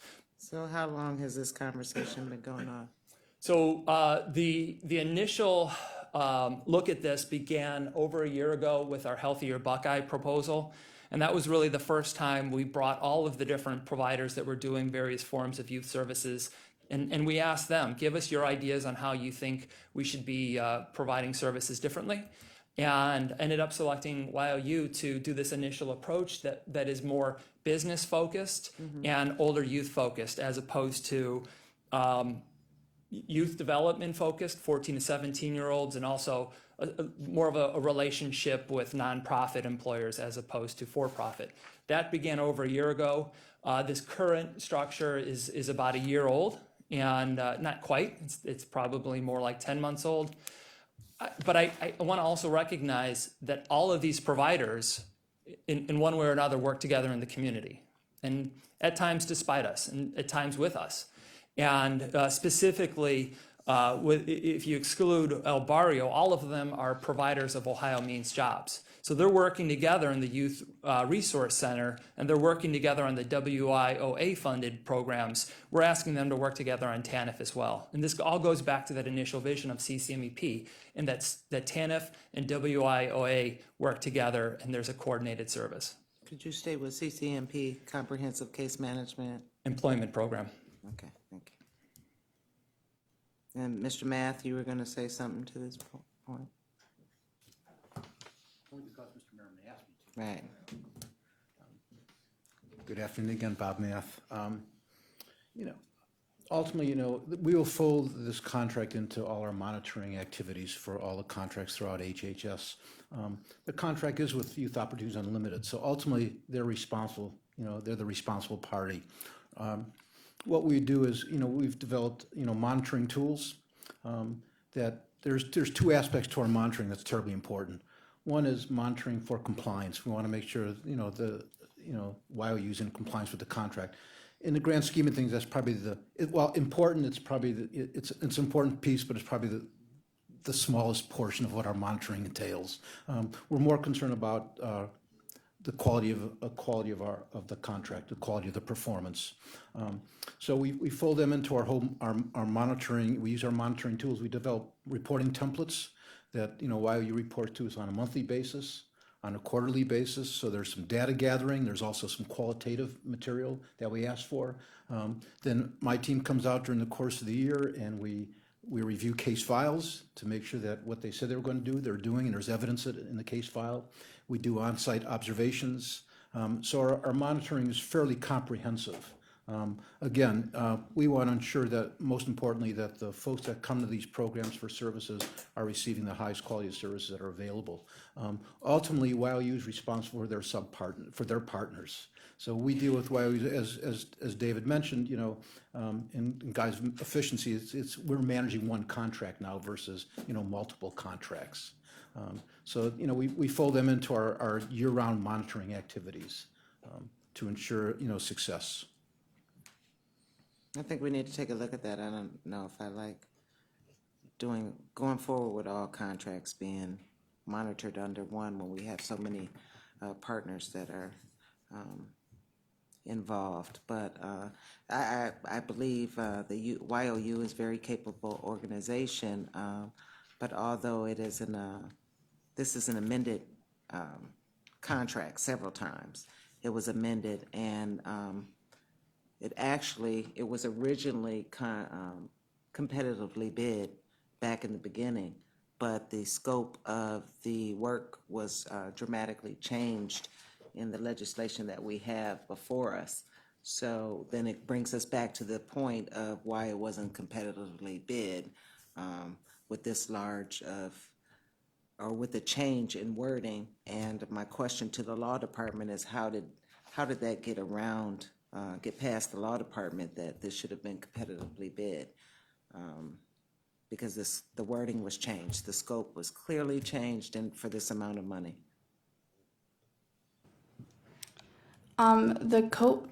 You're correct, the scope was changed, but to competitively bid or to decide to do something as an exemption, as long as it fits under the exemptions that are allowed, is a management decision versus the law department. So we can let them know what the exemptions they're allowed to have versus, that you can competitively bid under these exemptions, but it's ultimately the management's decision on if they want to amend something versus going with a new contract. Okay, so I have no problems other than that, Mr. Merriman. You spoke earlier about honoring relationships with our outside partners. We also need to honor council's legislation and to have competitive bidding. That has been stated by probably every council person but Hauser, because he's new. Give him a week and he'll be saying the same thing. So it's just like a disrespect that it's not. I know there's time and there's things that need to be done. And again, I want to go back to YOU and all the partners out there. I think you're great organizations, but we have to do this. We have to roll up our sleeves and do the work.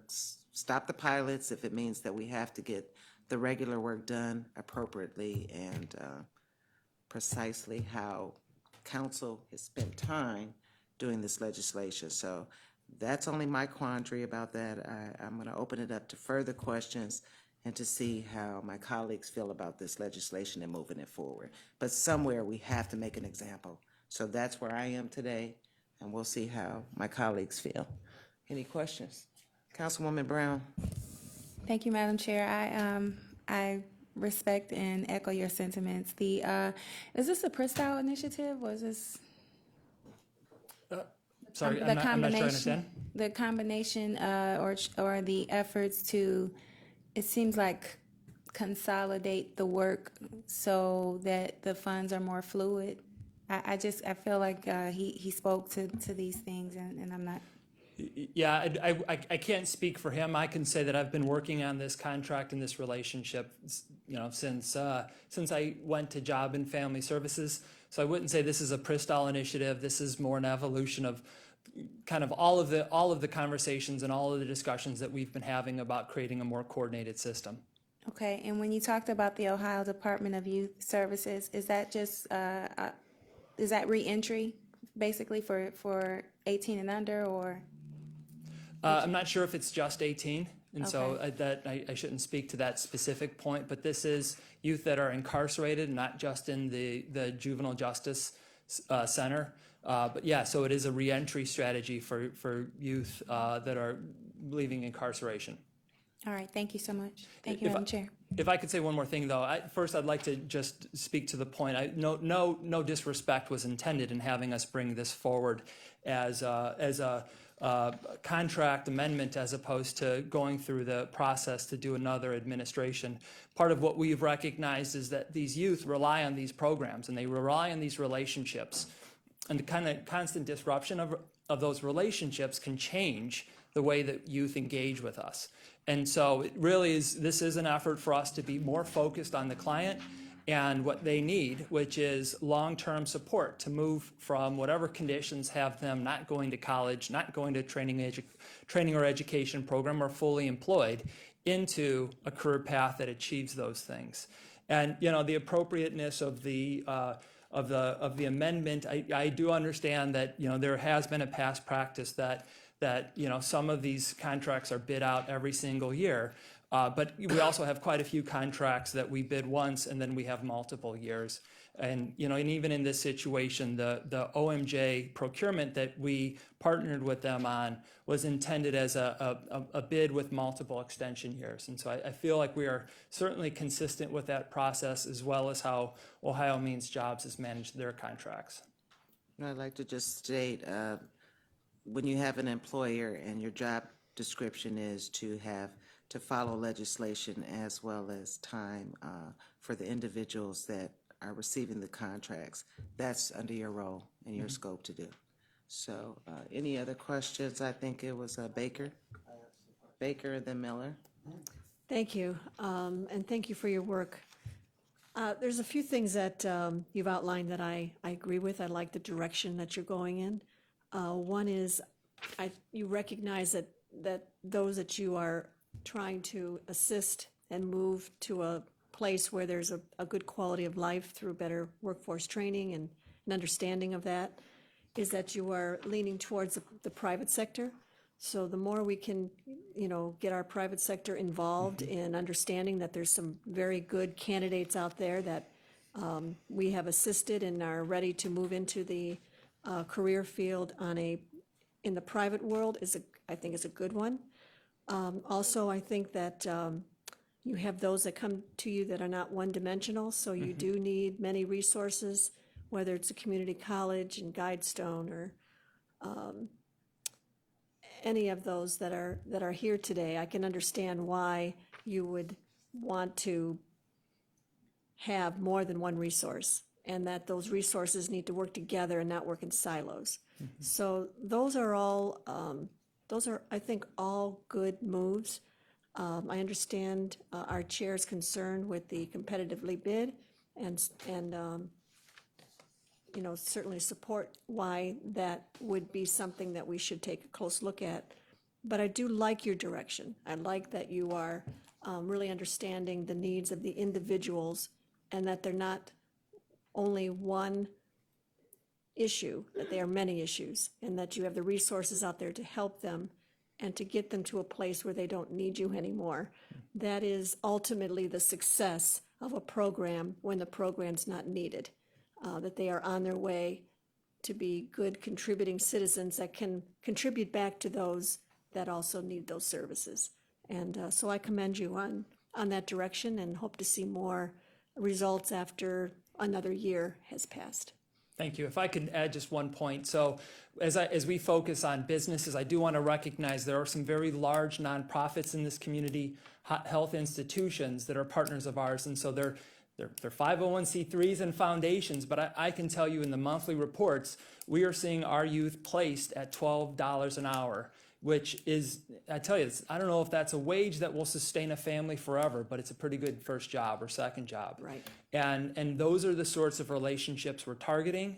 And I think a lot of it has to do, our success in that has to do with these providers that have already cultivated those relationships and have said to those employers, if we send you someone, it's someone that we trust. Right. And it's someone that will meet your needs, and we will continue to support them beyond this placement. We will support them until they're ready to move on their own. So I appreciate, thank you very much for your support. Absolutely. And relationship building, I know, in the business world is very important. That trust that you build between different entities, it's important. Whether we can try and, find a solution to both with the bidding process and with the relationship building is something we can explore. But I do believe that building relationships among the community for those that are trying to be placed and having that trust built over time is worth a lot. Thank you very much. Thanks. Councilman Miller? Madam Chair, Director, does the existing contract with YOU provide for any annual extensions? I believe it does, Lynn. I don't know for sure. I'd have to check the actual contract. We'll confirm that. Councilman Miller, this specific one, I have the amendment before me, or the contract before me. It is 1, 2, 3, and this will actually be the fourth time that it will have been extended. And they provided an exemption clearly, so they wouldn't have to go out for competitive bid, but this will actually be the fourth time. This is, from the original contract, the third time amended. Let's be correct on that. The usual process is that if there's going to be a possibility for extensions, that the contract states the initial term and states how many extensions and for how long they can be, and then after you do the extensions, if you do them, you go out for bid. Again, I can speak to the procurement that we joined with Ohio Means Jobs, committed to a contract with multiple extensions. I understand we may have used past contracts as a vehicle, but we joined with OMJ so that we would be coordinated and we would have a common procurement in the community, and that's I think that's helped us to identify this network. I understand your point that there are contracts that specify a specific number of amendments, but I also know that we have extended beyond those when we see the need to do so. I'm willing to let it pass this time. Okay. just because of the amount of chaos it would cause if we didn't proceed in continuing this program and without the interruption of having another process. But I think in the future that the idea of having a contract with a specification as to what its length is, how many possible extensions there are, and with an expectation that after that point it would be rebid. I think that's a good and right thing to do, and that we should do that. I understand. What would be your intention as to when this contract would next go out for bid? The goal is this year. I think a lot of that has, there are some issues that we're tracking right now, especially as it relates to the state's implementation of CCMEP. As I said at the start, last year was intended to be the hold harmless year. And I think what the state experienced was that there was varying degrees of relationships between jobs and family services and the Ohio Mean Job Centers. And I think a part of their goal is to see the relationship grow over the year. We've done that. When we have our monthly meetings, they're at OMJ with OMJ, and all of our providers are together. We are working with them to reconsider all of the services. And I'd like to see this bid this year. I also would just recognize there are quite a few things going on at the state level, and as it relates to work participation requirements for other areas. Some of that we'd like to see it played out. We'd like to know what expectations will be given to us going into the summer and next year. And I don't know that will have a specific impact on this service. But, we may need to have more services available in the community than we've had in the past. We have to really be thinking about how far can we stretch these resources. So I think we're getting close to a point where we're going to say with clarity what sort of procurement will occur and when. I don't have that for you right now. You've talked about these other partners. Ohio Guidestone, Cuyahoga Community College, Toward Employment, El Barrio, OMJ, JFS. Was there any kind of a process by which these partners were selected, and we decided which partners we were going to work with and which ones not? So all of these partners are partners that have been selected through other procurements. They're funded by the county through one grant or another. There are providers beyond this group that are also being supported out of this grant or this initiative. So these are the principal youth providers for our community, and they're the ones funded by OMJ to tackle youth services. So this was seen as a way to connect the OMJ providers with the beginning of the CJFS providers. And so every one of the providers has gone through a county procurement of one form or another. Are there people who are doing youth services that are not part of this partnership? There are other Cuyahoga Job and Family Service providers that at this point have not been included. Some of them are serving non-CCMEP participants, or they're serving participants that are older than the CCMEP population. In fairness to El Barrio, the centers, they too serve those, but they also operate essentially a program that it's the onboarding of clients. That they also have services targeting Hispanics that are valuable in the community. So we included them as the first to be integrated into this consortium. I'm not sure exactly how far you need to go, but I think you need to do a little more to formalize the process by which the participants in the consortium are selected. Okay. Final question. It relates. You've selected this target population. It's primarily youth 18 18 to 24, it's people that are not going to college, not going into the military, that need to get on a sustainable path toward living wage employment. And my question is, do we now have capacity to serve everyone in this category who really needs and wants these services? And if not, how is it decided who receives services and who does not? So I'd like to invite Craig to come up and talk a little about the selection process. It's twofold. So there is an open application process that I'll ask Craig to speak on. And that's where, as I said, 14,000 youth applied. And there's a weighted process to invite a certain number to come in, expecting that not everybody will be eligible, and then giving more people than we have access to slots, because we also know some people drop off. But then there's also a historical process that aligned initiatives such as MyCom or Family and Children First Council or Child Welfare, they have special access to the program. So if, the example I used with ODYS, Ohio Department of Youth Services, having special slots available to them, we recognize youth coming out of corrections would probably not have been in a position to apply when the application was available. And so we prioritize some of them coming in, and we'll hold spots, or we'll give them spots. The same is said for youth that are leaving child welfare or families that are homeless that still are within the eligibility criteria.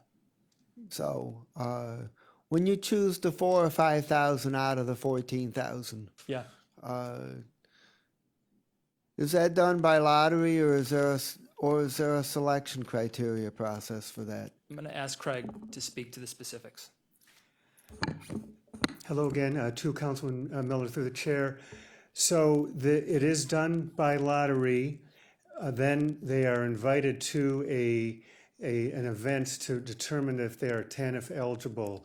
So in terms of capacity, these funds are TANF dollars, and so the families and the young people who participate must prove they are TANF eligible to avail themselves of these funds.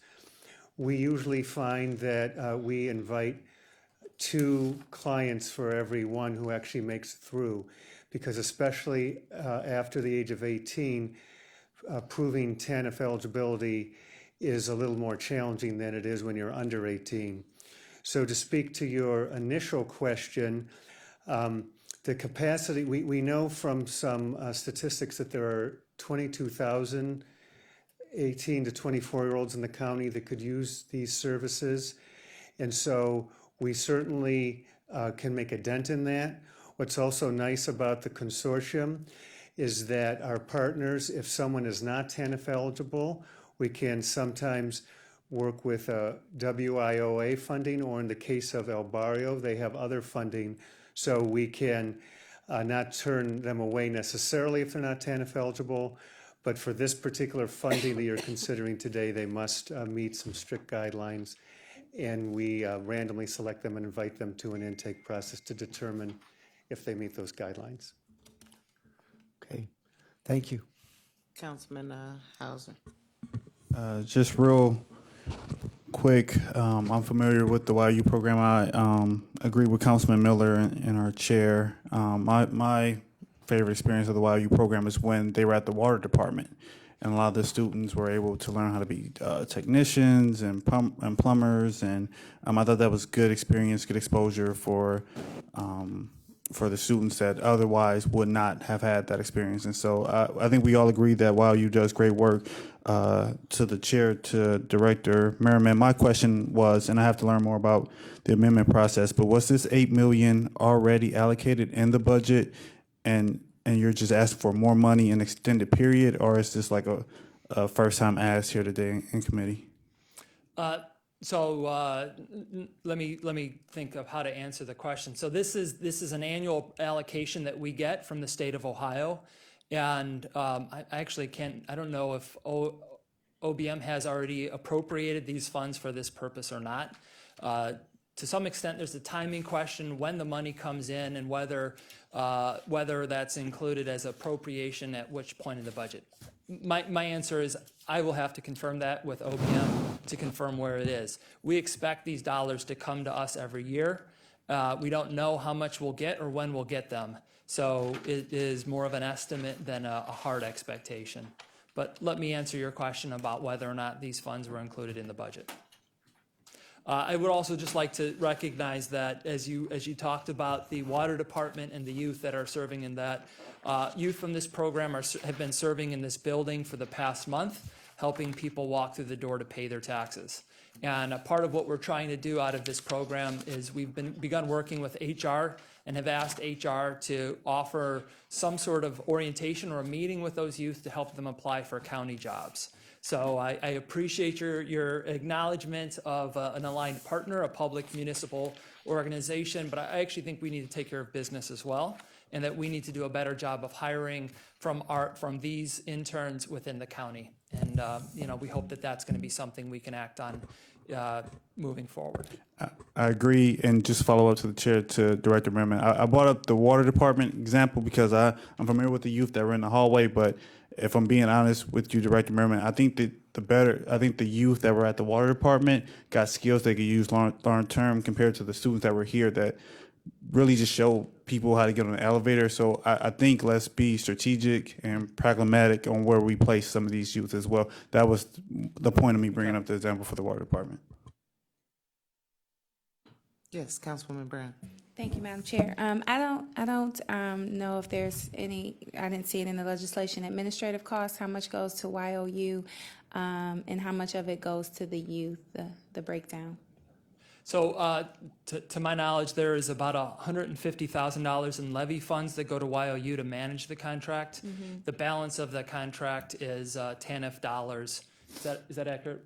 Well, I did read that 2%, 2% I believe is HHS levy and 98% is TANF dollars. So are you allocating that 2% as your administrative cost? Is that what you're saying? They have some administrative costs are covered in TANF, but TANF doesn't cover really the full cost of the programs. That's why we've rated in the levy dollars.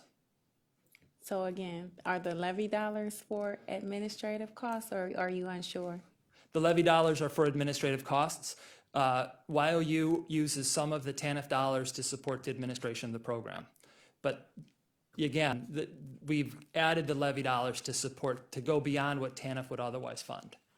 I'm going to look around. I'm going to see if Craig would add to that. So you're looking for a lifeline. I don't know how good. Yeah, I'm not sure if I'm much. answering your question. Maybe I can help. Thank you.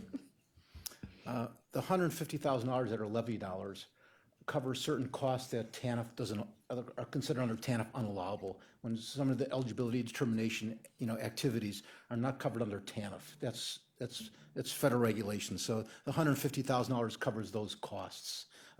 There are the administrative costs. The indirect costs of YOU charges 11% of the contract are their indirect costs, which comparable to administrative costs. Very reasonable across the board with most of our contracts. All right. And Mr. Merriman, I take it that you'd like second reading suspension? Yes. Okay. All right, all in favor say aye. Aye. Thank. Madam Chair, Yes, Mr. Miller. please add my name. All right. Madam Clerk, if you can add Councilman Miller's name. Mine also, please. Councilwoman Baker. All right. Miscellaneous business. As I stated earlier, we are working on a letter. It is it's completed. It just needs to be seen under a couple of other people's eyes so we can really fortify what this committee specifically, since we have so many lives in our hands, is to make sure that we're giving the public notice and giving 3 readings. The administration needs to figure out on their ends how to get that done, as well as competitively bidding. Any other public comment? Yes, Ms. Otis?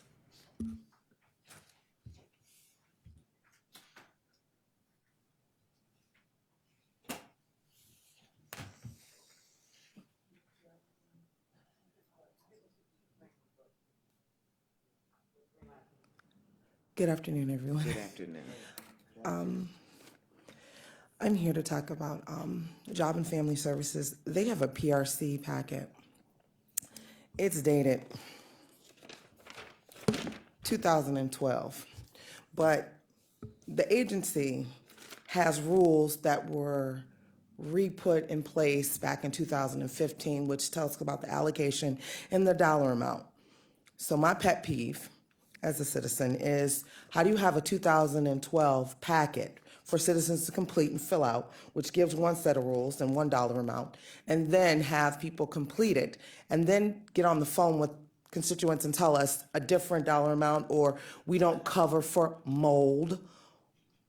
It's like lead. Mold is deadly, just like lead. So I'm here today to ask if someone could get that agency to put up some 2018, 17, something that'll go with what they're using as their current rules.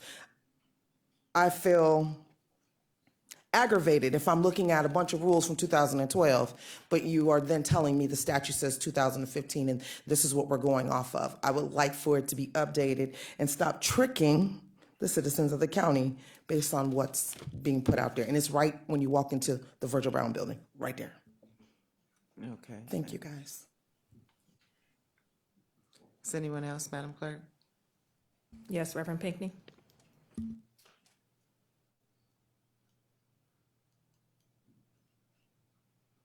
Reverend Pinckney Butts.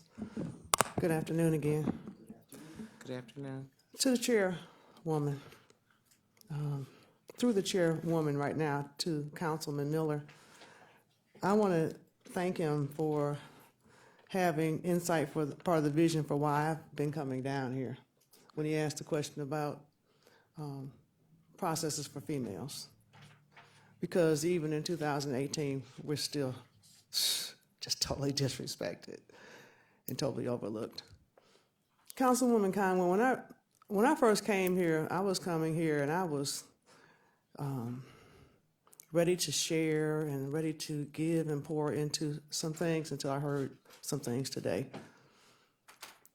And I'm offended, Councilwoman. I really am. And Councilwoman Brown, because this entity, Health and Human Services, changed my life because of racism. And I sat here and I looked at the platform and the people who Mr. Merriman had, and they're all white. On top of which, or Seleucids, whichever, or there is one person who is possibly Hispanic who looks like she may be white. And I sat here and I was wondering, I still, Councilwoman, Chairwoman, I don't even know why they took my children. I had a protection order in place. And I went to Health and Human Services for help. And I lost everything. And not one of my children or me has had equal opportunity, and they never reunified my family. And I didn't come here to say that today. I came here to tell you about the domestic violence event I'm having after the Women's March on Saturday, the 20th. And I came here because I was going to share with you about how I chose life over all I've been through. In this book, Health and Human Services in here. It's authored and published by me. And I've called Councilwoman and Chairwoman, I've called David Merriman multiple times. He won't even speak to me. I've called Cynthia Wise-Kittle and asked her for a press conference because I decided to choose life over what they did to me. And I forgave them, Councilwoman Brown, as God's word would tell me to do. And today I sat here and I listened to them, Councilman Miller, pretend like they have a plan of action for families when David Merriman didn't even answer your questions. And the reason he can't is because he's very prejudiced. And Councilwoman, I pray, and council members, I pray that you take this into advisement because I don't even know where I'm going to live or how I'm going to live from day to day, even with these babies that you helped me find. Thank you very much. Thank you. Just want to make follow a statement before we adjourn. I do know that county exec as well as county council. Upon our hiring practices, we hire everyone that is qualified to do their job. So it is no recommendation of what color skin that you need to be employed at Cuyahoga County Council. So meeting is adjourned. One more person. All right. Mr. Tarter. I know the meeting has gone very long, so I'll be before you long. Just on a lighter note, just wanted to, William Tarter, sorry, citizen Broadview Heights, Madam Chairwoman and members of council. I just wanted to give a shout out to the Daddy Boot Camp program. When I was expecting my first child, I think I swore up and down I was not going to change any diapers. And let me tell you, there's a lot of misconceptions that go into it. So in that frame of reference, it did a lot for me. Someone told me about it, and from my experience, I have told other people about it. And we were talking about evaluation, which is so important. And one of the things that for me is when we talk about not just changing diapers, which it does teach you how to do that, but it also talks about shaken baby prevention as well, which I really appreciate the importance of that. The analogy of using it was a water bottle and an egg, and a slight shake could break the egg, and that is like, you know, in all of our memories, absolutely. And it also offered a safe space too for dads to ask questions of each other. So for whatever that's worth, I just wanted to give a personal testimony of how much I appreciated that and how much I have encouraged other people to go to that as well, whether it's on the east side in Cleveland Clinic or the west side in Metro Health.